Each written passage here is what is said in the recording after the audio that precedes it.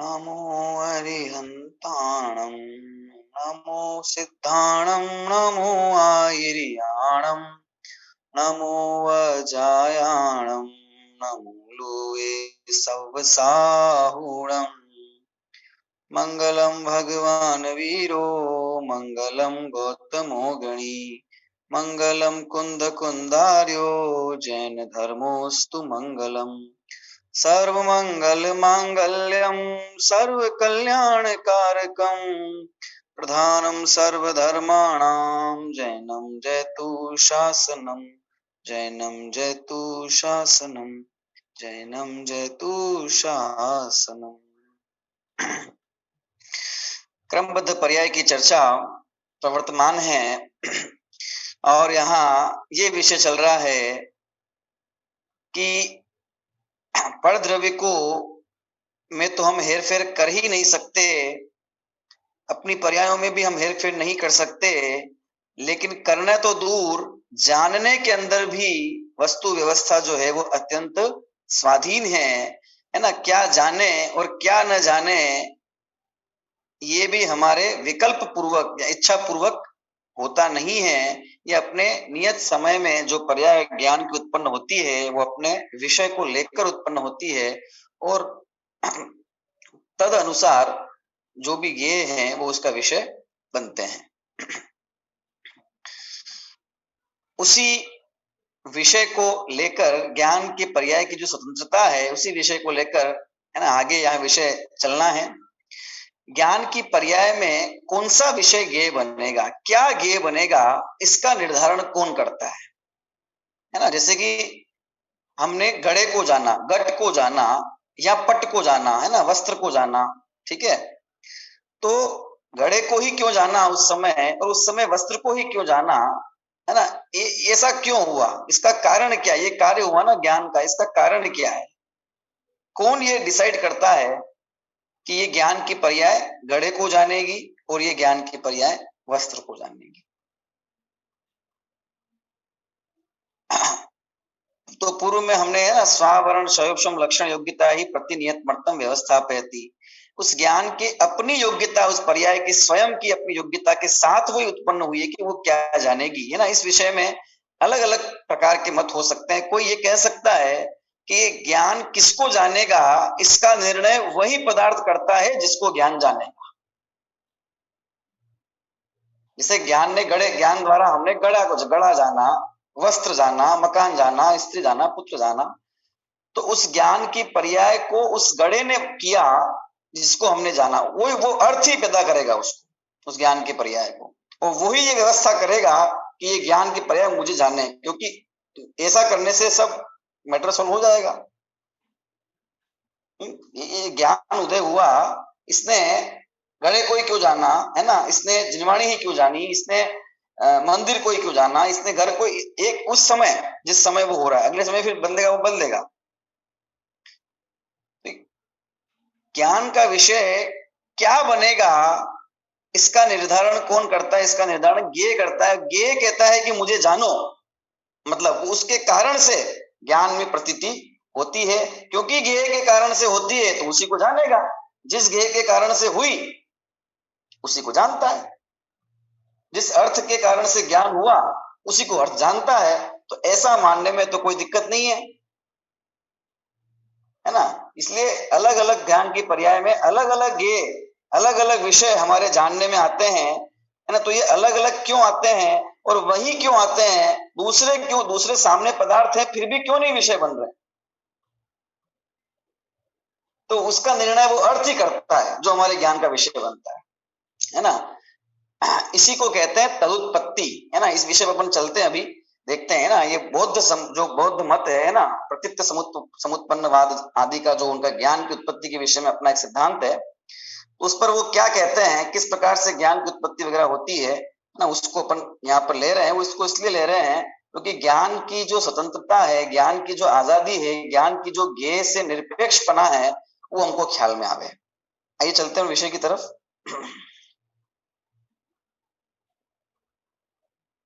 देखिए page number यहाँ पर 36 पर, स्वावरण शयोपम लक्षण योग्यता ही प्रतिनियत मर्थम व्यवस्थापयति। सावरण शब्दम है लक्षण जिसका, ऐसी योग्यता ही यह व्यवस्था करती है कि ज्ञान किसको जाने। ठीक है, यहाँ शब्दम ज्ञान किसको जाने और किसको न जाने इसकी चर्चा चल रही है। केवल ज्ञान में तो यह प्रश्न संभव नहीं है, क्योंकि वह तो एक समय में ही लोकालोक को जानता है, सब कुछ जानता है। देखिए बौद्धों का क्या मत है इस बारे में। बौद्धों का यह कहना है कि ज्ञान ज्ञेय से उत्पन्न होता है, ज्ञेयाकार होता है और ज्ञेयों को जानने वाला होता है, जिसे वे तदुत्पत्ति, तदाकार और तदध्यवसाय के रूप में प्रस्तुत करते हैं। तदुत्पत्ति, तदाकार और तदध्यवसाय के रूप में प्रस्तुत करते हैं। जैनों को उक्त बात स्वीकार नहीं है। तीन बातें हैं, तदुत्पत्ति है ना, तदाकार और तद अध्यवसाय। तद मतलब वह मतलब वो अर्थ जिसको ज्ञान जानता है। तद का मतलब वह मतलब क्या, वह मतलब वो अर्थ, वो ज्ञेय, वो पदार्थ जिसको ज्ञान जानता है, उसका उसको यहाँ पे तत् कहा है। अब उस ज्ञान की उत्पत्ति कैसे होती है कि तद उत्पत्ति, ततः उत्पत्ति, उसकी ज्ञान की उत्पत्ति उस पदार्थ के कारण से होती है जिसको वो जानता है। यानी अर्थ जिसको ज्ञान जान रहा है वो उसमें ज्ञान पैदा करता है। ठीक है, घड़े को जानता है तो घड़े ने ज्ञान पैदा किया, है ना। घड़े विषय ज्ञान किसने पैदा किया, घड़े ने किया। कपड़े को जानता है तो कपड़े विषय ज्ञान किसने पैदा किया, कपड़े ने किया। पुत्र को जानता है, स्त्री को जानता है, लोक को जानता है, किसी को भी जानता है, आकाश को, धरती को, है ना, जल को, समुद्र को। तो वो जिसको वो जानता है उस क्षणवर्ती पर्याय में उस पदार्थ ने जो उस ज्ञान का विषय बना है, उसने उस ज्ञान को उत्पन्न किया है। क्योंकि उसने उस ज्ञान को उत्पन्न किया है, इसलिए वो उसमें वही पदार्थ ज्ञान का विषय बनता है। इस प्रश्न का जवाब आ जाता है। बार बार ये ज्ञान के ज्ञेय के विषय जो बदलते रहते हैं हमारे शैवसम ज्ञान के अंदर, है ना, कभी इसको जाना कभी उसको जाना, तो ये क्यों बदलते हैं, इसका क्या जवाब है ना। इसकी व्यवस्था कौन करता है, कौन इसको,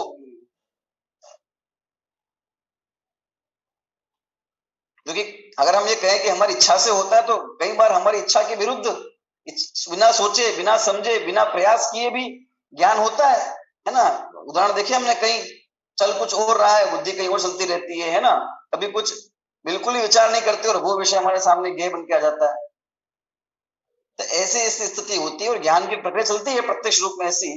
तो फिर कौन निर्धारण करे कि ज्ञान क्या जाने किस समय, है ना। तो ये कहते हैं कि भाई तदुत्पत्ति, उस ज्ञान की उत्पत्ति अपने विषय को लेकर होती है, मतलब उसका जो विषय है ना, वो उसको उत्पन्न करता है। और ऐसा मानने से ये शंका खत्म हो जाती है ना, कि ज्ञान किसको जाने का, जिसको जान रहा है उसको जानेगा, उसने पैदा किया है ज्ञान को, है ना। तदुत्पत्ति पहला। फिर देखिए तदाकार, ज्ञान जिसको जानता है उसके आकार रूप हो जाता है, उसी का आकार ग्रहण कर लेता है। ठीक है ना। इसमें ऐसा इसलिए तदाकार होना इसलिए जरूरी है क्योंकि पदार्थ तो बहुत सारे रखे हैं सामने, है ना। तो वो तो जब पदार्थों से ज्ञान की उत्पत्ति होती है तो बहुत सारे पदार्थ सामने रखे हुए हैं, है ना। तो ज्ञान तो फिर बहुतों को जानने का बहुत रूप हो जाएगा कि तदाकार, जिस पदार्थ से उत्पत्ति हो रही है ज्ञान उस आकार रूप ही हो जाता है। इसलिए उस ज्ञान में वही विषय बनता है, इसके अलावा कोई विषय नहीं बनता है। तो ज्ञान का उस वस्तु के आकार रूप हो जाता है ना, तदाकार। और तदध्यवसाय, है ना, ज्ञान उस ज्ञेय को जानता है। ठीक है, ये तदध्यवसाय, ठीक है ना, ज्ञेयों को जानने वाला होता है। अब ये तीन बातें इनकी जो है, तदुत्पत्ति, तदाकार और तदध्यवसाय, ये बात जैनों को स्वीकार नहीं है। क्यों नहीं है, हम एक एक जो इसका पक्ष है उसका अपन खंडन करेंगे। इस संदर्भ में वे जैनों से पूछते हैं कि यदि ज्ञान ज्ञेय से उत्पन्न नहीं होता तो फिर तुम्हारे यहाँ ज्ञान अमुक ज्ञेय को ही क्यों जाने, अन्य को क्यों नहीं। आखिर इसका नियामक कौन होगा कि अमुक समय की ज्ञान पर्याय अमुक ज्ञेय को ही जाने। बौद्धों के यहाँ तो ज्ञान जिस ज्ञेय से उत्पन्न होता है उसी को जानता है, व्यवस्था है ना। अगर आप ये कहते हो कि भाई पहला पॉइंट देख रहे हैं अपन, तदुत्पत्ति, अगर आप ये कहते हो कि ज्ञेय से ज्ञान उत्पन्न नहीं होता तो फिर आपके यहाँ व्यवस्था कैसे बैठेगी कि ज्ञान की जो ज्ञान की पर्याय है वो किस ज्ञेय को जाने, तो ज्ञान उत्पन्न हुआ है वो किसको जाने। इसकी व्यवस्था कैसे बैठेगी? हमारे यहाँ तो हमने व्यवस्था ऐसे बैठाई है कि, है ना, कि वो जो पदार्थ जो उसके ज्ञान में आता है वो पदार्थ उसको उत्पन्न करता है, इसलिए वो पदार्थ को जानती है ना। बुद्धों के यहाँ तो ज्ञान जिस गेय से उत्पन्न होता है उसी को जानता है, व्यवस्था है। तो बात खत्म हो जाती है इसमें। जैनों में इस संदर्भ में क्या व्यवस्था है, इसके उत्तर में ही उक्त सूत्र, जो सूत्र पढ़ा ना हमने कि ज्ञान की पर्याय क्या जानेगी, इसका निर्धारण कौन करेगा? स्वावरण स्वयोपम लक्षण योग्यता ही प्रतिनियत मर्तम व्यवस्था पेती, जिसका आशय यह है कि योग्यता ही इसकी नियामक है, अर्थात ज्ञान की विवक्षित पर्याय में जानने की क्षमता के साथ साथ यह क्षमता भी निश्चित है कि वह किस ज्ञेय को जानेगी। पदार्थ निर्णय नहीं करेगा, अर्थ से उत्पत्ति नहीं होगी, उत्पत्ति, क्योंकि अर्थ तो जड़ है, जड़ भी हो सकता है, जरूर थोड़ी जीव को जाने, जड़ को भी जान सकता है, जानेगा तो अन्य जीव को जान रहा है। तो ऐसी स्थिति में जड़, क्योंकि वो जड़ है, स्वयं ज्ञानादि गुणों से रहित है ना, जो ज्ञानादि गुणों से रहित है वो ज्ञान को उत्पन्न कैसे कर सकता है? जो स्वयं ज्ञानादि गुणों से रहित है वो ज्ञान को कैसे उत्पन्न करेगा? अग्नि जो स्वयं उष्ण नहीं है वह अन्य पदार्थों को उष्ण कैसे करेगी? पानी गर्म करना है तो अग्नि पर रखना पड़ेगा, है ना, क्यों? क्योंकि अग्नि उष्ण है, वो गर्म है, इसलिए वो पानी को गर्म कर सकती है।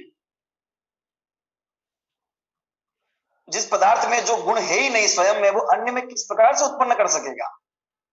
तो जड़ पदार्थ जड़ चेतन का सर्जन कैसे करेगा? प्रथम तो यह आपत्ति आती है कि ऐसा किस प्रकार से संभव हो सकेगा।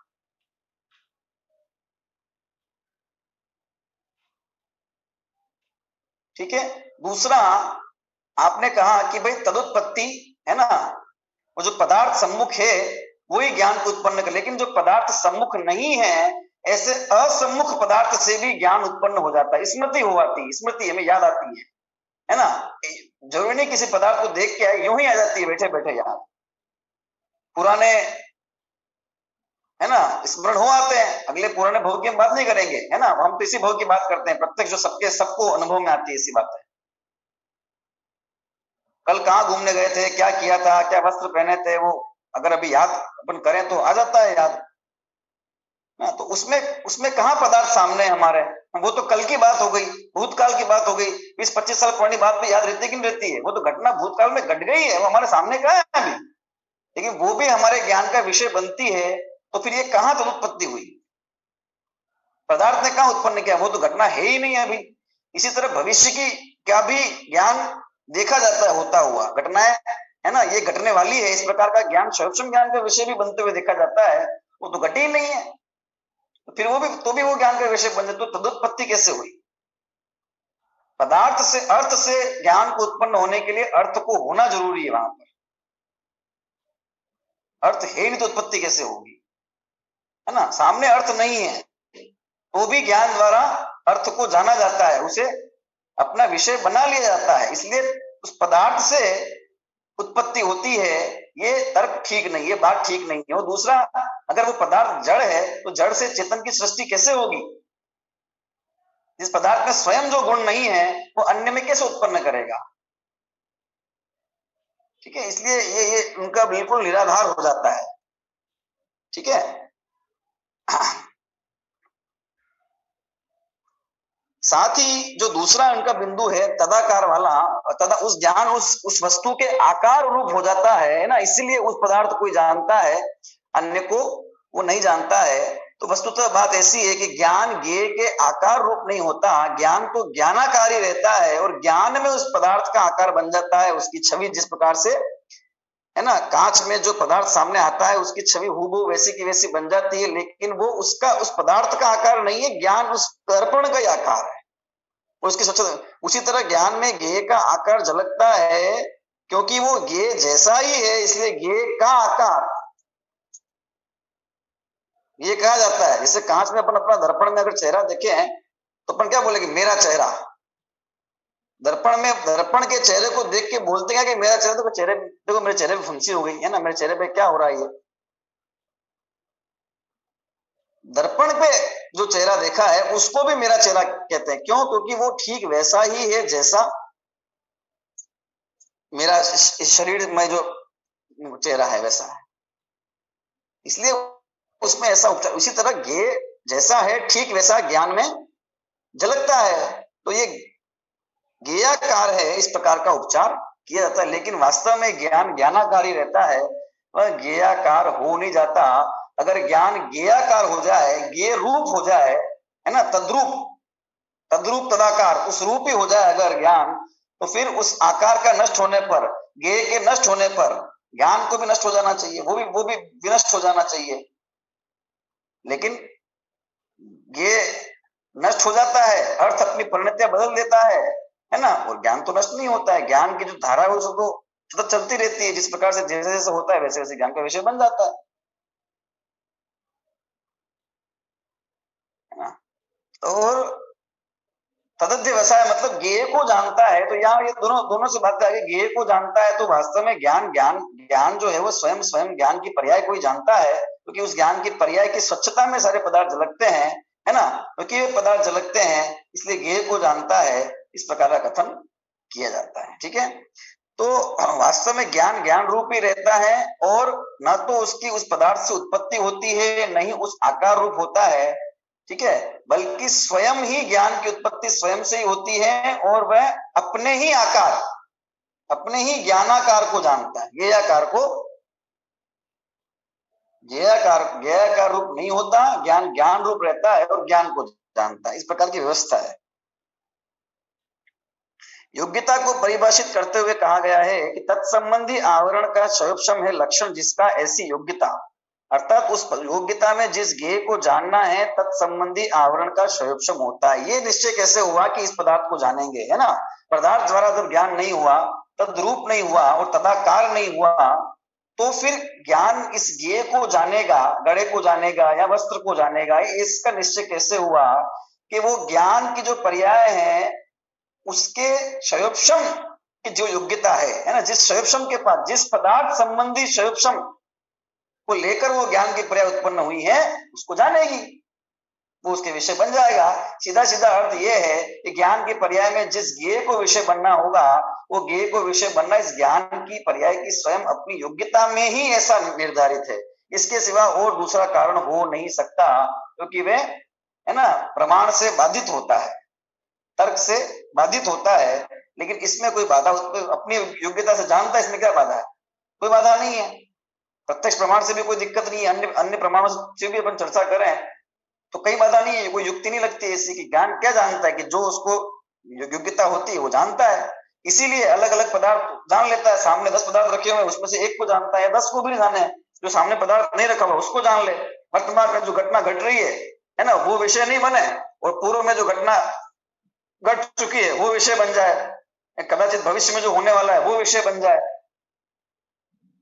स्वप्न ज्ञान संबंधी बात कर रहे हैं बंधु सारी अभी। तो ये ज्ञान की अपनी स्वाधीनता है ना, कि वो किस वस्तु को विषय बनाए, और वो वस्तु क्या विषय बनेगी ये पूर्व में निर्धारित है कि क्या बनेगा, उसकी योग्यता। इस सबसे यही बात सिद्ध होती है कि ज्ञान की प्रत्येक पर्याय का ज्ञेय भी निश्चित है और वह उसकी योग्यता में ही सम्मिलित है। ज्ञान के पर्याय की जो अपनी योग्यता है ना, जितने उसकी योग्यता के साथ वो उत्पन्न हुई है, उसकी योग्यता में ये शामिल है कि वो किस ज्ञेय को जानेगी, किसको अपना विषय बनाएगी। जब ज्ञान का ज्ञेय भी निश्चित है तो फिर यह बात कहाँ रह जाती है कि क्या जाने और क्या न जाने। इसका विवेक तो करना ही होगा, इस दिशा में कुछ न कुछ तो करना ही होगा, है ना। जब ज्ञान का ज्ञेय भी निश्चित है कि अगली पर्याय जो उत्पन्न होगी वो क्या जानेगी, इतना भी जब निश्चित है तो फिर, है ना, क्या जानूं क्या न जानूं, क्या करूं क्या न करूं, ये इस बात का कहाँ अवकाश रह जाता है।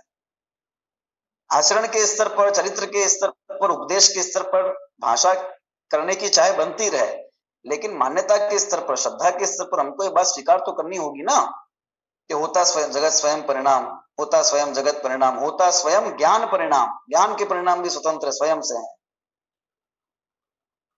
प्रत्यक्ष जानने में अनुभव करते हैं, समझते हैं, देखते हैं, है ना। बुद्धिपूर्वक किसी वस्तु को जानने का भी प्रयास करें और लगातार सतत ये सोचते भी रहे कि उपयोग वहीं लगे वहीं लगे वहीं लगे, पर नहीं होता, नहीं टिकता उपयोग। उपयोग तो बदलता है उसको जब बदलना होता है, इसका मतलब वो निश्चित है अपने अपने विषय को लेकर। कहाँ जाएगा, कहाँ नहीं जाएगा। इस बात को स्वीकार करना अत्यंत आवश्यक है। तुझे इतना भी भार अपने माथे पर नहीं रखना है, तू तभी निर्भर होगा और तभी तेरे ज्ञान के पर्याय का ज्ञेय आत्म स्वभाव बनेगा, अर्थात तेरी दृष्टि स्वभाव सन्मुख होगी। दृष्टि के स्वभाव सन्मुख होने का एकमात्र उपाय यही है। जानने का भी भार अपने माथे नहीं रखना है ना। करने का भार तो रखना ही नहीं है, लेकिन जानने का भार भी अपने माथे पे नहीं। क्या जानना है?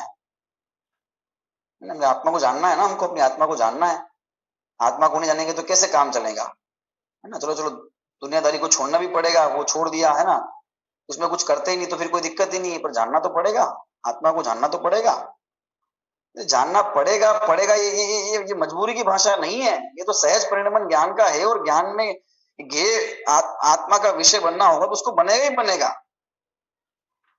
तेरी दृष्टि स्वभाव सम्मुख हो जाएगी, है ना। ज्ञान की पर्याय का ये आत्म स्वभाव जो निर्भर हो जाएगा। इतने इससे भी जानने संबंधी भी जो विकल्प है उससे भी निर्भर हो गए। दृष्टि के स्वभाव सम्मुख होने का एक यही उपाय है।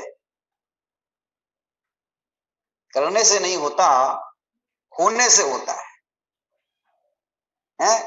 मैं करता हूं, ना तो करने से होगा और ना ही करना छोड़ने से होगा। क्योंकि करने में भी मैं करता हूं ये बुद्धि रखता है, और नहीं करता हूं इसमें भी मैं करता था और अब नहीं करता हूं ये बुद्धि रखता है। मैंने छोड़ा ये बुद्धि। लेकिन वस्तुतः बात ये है, करता कर सकता ही नहीं था, और जिस काम को कर सकते ही नहीं उसमें करने और करना छोड़ने की क्या बात है?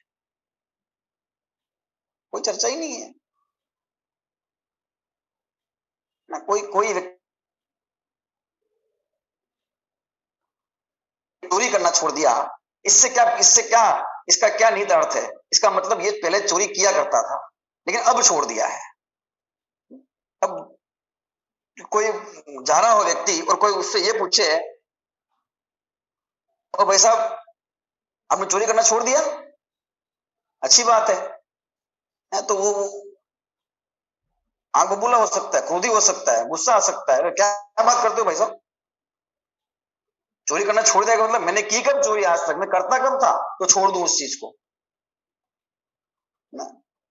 तो ये मैंने करना छोड़ दिया, मैंने ये छोड़ दिया, मैंने ये छोड़ दिया, मैं ये छोड़ता हूं, मैंने है ना, अब नहीं करूंगा, ये नहीं करता हूं, मैं नहीं करता हूं, मैंने त्याग किया है। ये जो मान्यता है ये बताती है कि ये मान्यता भी है कि मैं करता था, मैं करता हूं, कर सकता था, कर सकता हूं और अब नहीं करता हूं। त्याग इस सहजता की समझ पूर्वक होता है। वो त्याग भी सहज है, जैसा बाह्य त्याग है ना। जो भी ये सदाचार का पालन है, अणुव्रत है, महाव्रत है, वो सब सहज है, सहज स्वीकृति के साथ है। इसीलिए तो अंतर से बाहर की व्याप्ति है, बाहर से अंदर की नहीं है। इनके अंदर में तीन कषाय चौकड़ी का भाव हुआ, उनके बाहर में सहज ही महाव्रतों का पालन होता है, सहज। क्योंकि वो वहां उस प्रकार की ही परिणति होनी है। दिखाई देने पर तो ये लगेगा कि बुद्धिपूर्वक प्रयास किया जा रहा है, एक एक कदम जो है वो ईरा समिति से चल रहे हैं तो एक एक कदम देख के रख रहे हैं कि नहीं रख रहे हैं बुद्धिपूर्वक। ईरा समिति से आहार कर रहे हैं तो बराबर भोजन का पर्यवेक्षण करके आहार कर रहे हैं कि नहीं कर रहे हैं, कि बस ऐसे ही हाथ में आंखें बंद करके जो आना होगा आ जाएगा मुंह में, ऐसे कर रहे हैं। अरे जो होना होगा हो जाएगा, ऐसा समझ के हम जगत के कामों को छोड़ने का सोचे, मैं कुछ नहीं करूं, मैं कुछ नहीं करूं, ये क्रम मध्य पर की समझ थोड़ी है। मैं कुछ नहीं करूं, मैं कुछ नहीं करूं मतलब अभी तो ये भाव गया नहीं कि मैं करता हूं। जिसको कर नहीं सकते उसको करना छोड़ देता हूं, ये कहने का क्या अभिप्राय है? क्या करें? कुछ नहीं करें क्या? हाथ काट धर के बैठ जाए क्या? ठीक है, कुछ नहीं करते हैं, गुस्सा आ रहा है तो आने दो, है ना, क्रोध आ रहा है तो आने दो। अरे क्रोध आ रहा है तो आने आने आने देंगे कि नहीं देंगे ये हमारे वश में नहीं है, ये हमारी इच्छा के अनुकूल उसमें नहीं है। वो तो अपनी योग्यता से आएगा ही। हम तो मैं करता हूं इस भाव को, मैं क्रोध का करता हूं और मैं क्रोध का त्याग करने वाला हूं, ये दोनों भाव छोड़ दें। इतनी जब सहजता होने वाले परिणामों के साथ, ज्ञान के परिणामों के साथ हमारी होगी तो फिर ये प्रश्न नहीं खड़े होंगे कुछ नहीं करें, क्या करें, कुछ करना नहीं, क्या कुछ करना नहीं है क्या। कहाँ क्या करना है, बाहर में तो कुछ करना ही नहीं, अंदर में भी क्या करना है, क्या करना है बोलो। यहाँ तो ज्ञान की पर्याय की भी आजादी आ रही है कि नहीं आ रही, कि ज्ञान की पर्याय भी स्वतंत्र है। अब जानने में भी कुछ नहीं करना है, इससे भी निर्भर होना है हमको, तो फिर कहाँ क्या करना है। और ये स्वीकृति हो रही है, यही पुरुषार्थ है। ये बात है ना, इतनी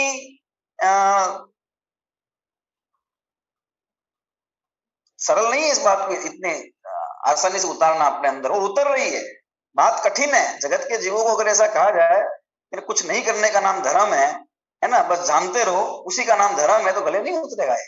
जो सारी सारी जिंदगी करने करने पे ही निकल गई है ना, तो दूसरे का भला करो, भगवान की पूजा करो, अभिषेक करो, ये करो, विधान करो, और कुछ करो, या फिर जिसकी जिंदगी कुछ करना छोड़ने पे निकल गई है ना, ये छोड़ा, ये छोड़ा, ये छोड़ा, सब कुछ छोड़ दिया है ना, जो करने और छोड़ने में विधि और त्याग, कर्ता बुद्धि पूर्वक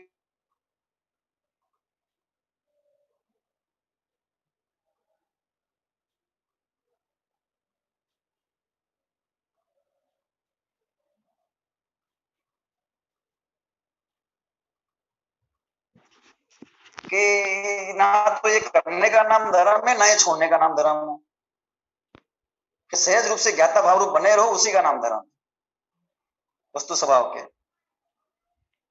नहीं समझ में आती है, लेकिन समझ में आ रही है ना, बहुतों को ये बात समझ में आ रही है, अवधारण हो रही है ना, कठिन होने पर भी, अब तक की मान्यता के विपरीत होने पर भी ग्रहण हो रही है, समझ में आ रही है। इसका मतलब काम अपनी योग्यता से होता है ना, हो रहा है ना।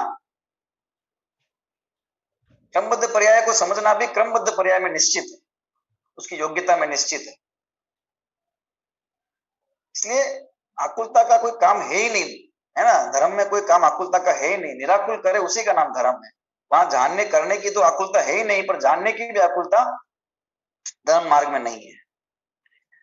यहाँ एक प्रश्न संभव है कि यदि ऐसी बात है तो फिर उपदेश क्यों दिया जाता है कि दृष्टि को आत्म सम्मुख करो, आत्मा को जानो, है फिर क्यों उपदेश, इतना सब कुछ सब सहज ही है, फिर कहते क्यों, बोलते क्यों, आत्मा को जानो, आत्मा को पहचानो, है ना, पर द्रव्य से दृष्टि हटाओ, आत्मा की ओर दृष्टि करो, ज्ञान को ज्ञान में स्थित करो, है ना, जगत में कुछ नहीं रखा है, 12 भावना का चिंतन कराते हैं, फिर अंत्य भावना, अशरण भावना, कुछ भी नित राजा राणा छत्रपति, हाथिन के सवार, मरना सबको एक दिन अपनी अपनी बार, धाम बिना निर्धन दुखी, तृष्णावश धनवान, कहूं न सुख संसार में, सब जग देखियो। अरे दुनिया में कहीं सुख नहीं, सारा जगत देख लिया, छोड़ उसको। भव वन में जी भर घूम चुका, कण कण को जी भर भर देखा, मृग सम मृग तृष्णा के पीछे, मुझको न मिली सुख की रेखा। अरे एक एक कण को देख लिया, अब क्यों देखता है, जब देख लिया अब देख, छोड़ देखना, फिर ये क्यों देते हो ये उपदेश, है ना।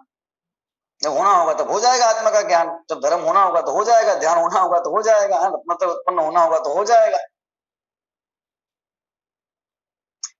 आदि आदि प्रश्न, यही प्रश्न, यही प्रश्न की क्या करें, है ना, सब कुछ निश्चित है तो हम क्या करें, अनेक बार समझाने पर, पढ़ाने पर, सीखने पर, समझने पर भी ये प्रश्न, जब तक वो मान्यता, पुरानी मान्यता गहराई से अंदर बैठी हुई है, वे प्रश्न बार बार उत्पन्न होता ही रहता है ना।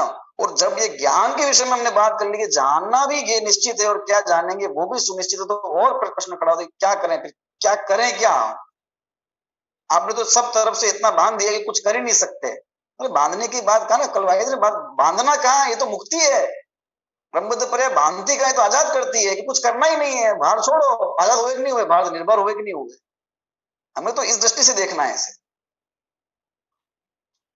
है ना। इस प्रकार के प्रश्न तो अनेक उठते हैं, उन सब पर आगे चलकर पृथक से विचार, आगे प्रश्नोत्तर का जो अपना सेक्शन है, इसमें भाग है, वहां पर देखेंगे, है ना। इसी से प्रकार यही प्रश्न के क्या करें, इसी को अनेक अनेक प्रकार से वहां उठाया गया है, गुरुदेव का भी दिया हुआ है, देखेंगे इसको, बीच बीच में समझ ही रहे इस बात को, है ना। सहज वृत्ति है, बस सहज सहज ज्ञाता दृष्टा रहो, खत्म। प्रत्येक द्रव्य पर्वत है, उसे चलायमान करने का प्रयत्न करना बाल चेष्टा के अतिरिक्त और कुछ नहीं है। यदि द्रव्य अचल है, पर्वत है, अचल है, तो पर्याय भी पार्वती है, अचला है। द्रव्य को अपन डोलायमान नहीं कर सकते, है ना, अस्थिर नहीं कर सकते, अपने स्वभाव के साथ में वो तो ध्रुव तत्व है, मौजूद है। तो उसी तरह पर्याय, जैसे द्रव्य पर्वत है तो पर्याय भी पार्वती है, द्रव्य अचल है तो पर्याय भी अचला है ना। कैसे है कि अपने स्वसमय में अचल है ना, अपने स्वसमय में स्थिर है ना, उसको अपने समय से, है ना, उस परिणमन के प्रवाह में जिस जगह जो पर्याय सुनिश्चित है ना, परिणमन का प्रवाह देखा ना हमने, वो वस्तु के अंदर प्रदेश विस्तार और प्रवाह क्रम, उस प्रवाह क्रम में जिस जगह उसकी जो जो जो जगह सुनिश्चित है, उससे उसको कौन टाल सकता है, कौन हटा सकता है, उस पर्याय को कौन हटा सकता है? कोई नहीं हटा सकता है। जो घटने वाला है उसको घटने से कोई नहीं रोक सकता है, तो वो भी अचल है कि नहीं है, अपनी जगह पर स्थिर है कि नहीं है? एक समय की सत्ता है, पर एक समय की सत्ता तीन लोक और तीन काल में कोई उसको बाधित नहीं कर सकता है। जिस प्रकार अचल द्रव्य को चलायमान नहीं किया जा सकता, उसी प्रकार अचला पर्याय को भी स्वकाल से चलायमान करना संभव नहीं है। उसको अपने समय से कोई हटाओ डिगा नहीं सकता है, वो होनी ही होनी है। बार बार ये सब बातें कहकर एक ही बात पे जोर दिया जा रहा है कि कर्ता बना, है ना, कर्ता होने की प्रवृत्ति है ही नहीं जीव के अंदर। जब वो जो चीज हमारे स्वभाव में नहीं है, फिर हम क्यों मैं ऐसा हूं, मैं ये हूं, मैं ये हूं, मैं ये कर सकता हूं, मैं ये करने वाला, इस प्रकार का माने? जो स्वभाव में नहीं है, स्वभाव के विपरीत मान्यता, उसी का नाम तो मिथ्यात्व है।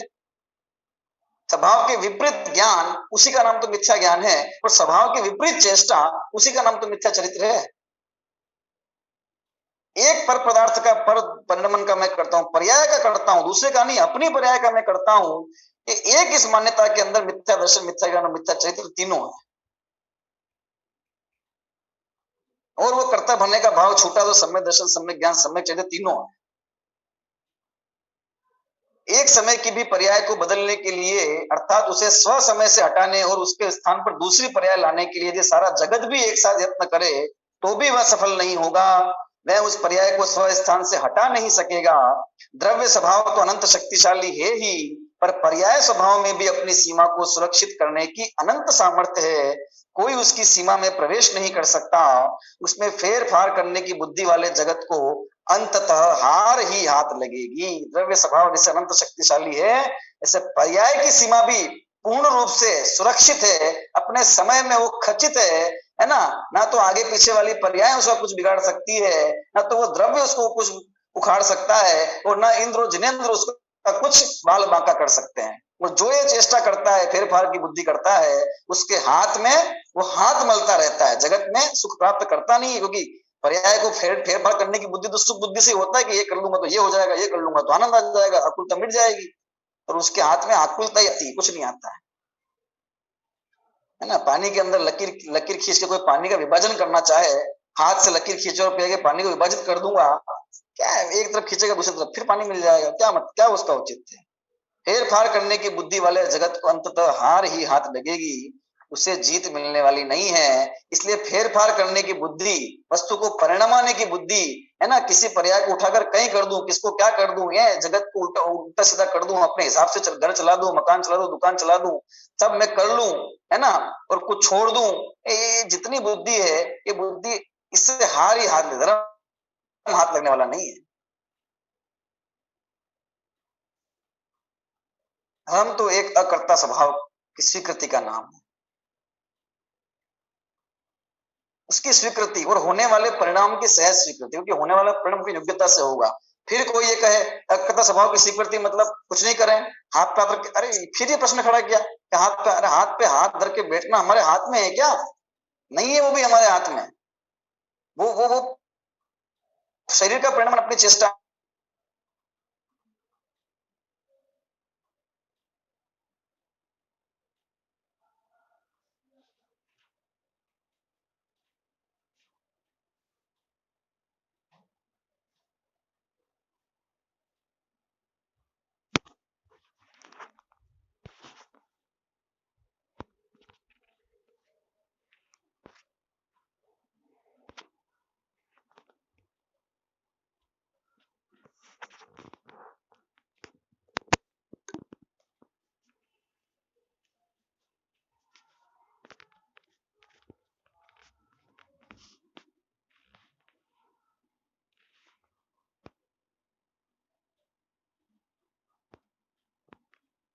है ना, उसको फिर कोई टाल नहीं सकता है ना। क्यों क्यों बाहुबली मुनिराज को 1 वर्ष तपस्या करनी पड़ी, क्यों नहीं उन्होंने अंतर्मुहूर्त में कर लिया केवल ज्ञान प्राप्त?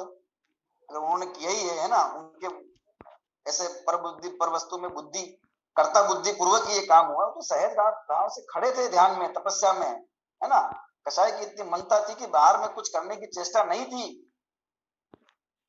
व्यवहार से व्यवहार गुप्ती थी, और निश्चय से अंतर है ना, अंदर आना जाना लगा था। अंतर्मुहूर्त की स्थिति नहीं थी, जब हो गई तो हो गई, हो गया होगा, केवल उसी को पुरुषार्थ कहूं ना आप, वही सच्चा पुरुषार्थ है कि अंदर में जो हो रहा है उसको सहज स्वीकार करना।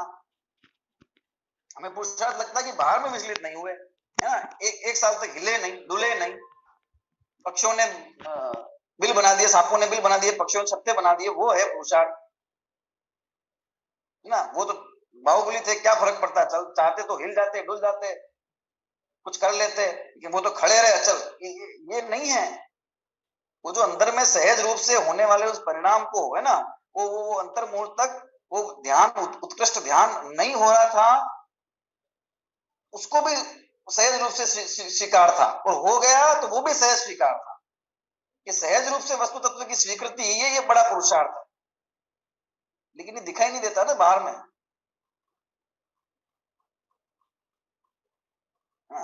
ऐसा वस्तु का, क्योंकि ऐसी ही वस्तु स्थिति है, वस्तु स्थिति जैसी है उसको वैसा स्वीकार करना ही पुरुषार्थ है, उसके विपरीत करना तो मिथ्या पुरुषार्थ है, मिथ्या अभिप्राय, मिथ्या चरित्र है, वो रागद्वेष है, मिथ्या ज्ञान और श्रद्धा, मिथ्या श्रद्धा के बल पर उत्पन्न हुई वो परिणतियां हैं, उसका क्या है, उससे काम नहीं होने वाला है। तो ऐसी वस्तु परिणमन की जो सहज वस्तु का परिणमन है, उसको अपन स्वीकार करें, है ना, और अत्यंत निरपेक्ष हमारे परिणमन की, हमारे ज्ञान की व्यवस्था है, उसको जैसा जो है उसको सहज भाव से स्वीकार करते हुए इस सहज भाव रूप धर्म को हम जाने समझें, इसी भावना से विषय अपन पूर्ण करते हैं अभी का।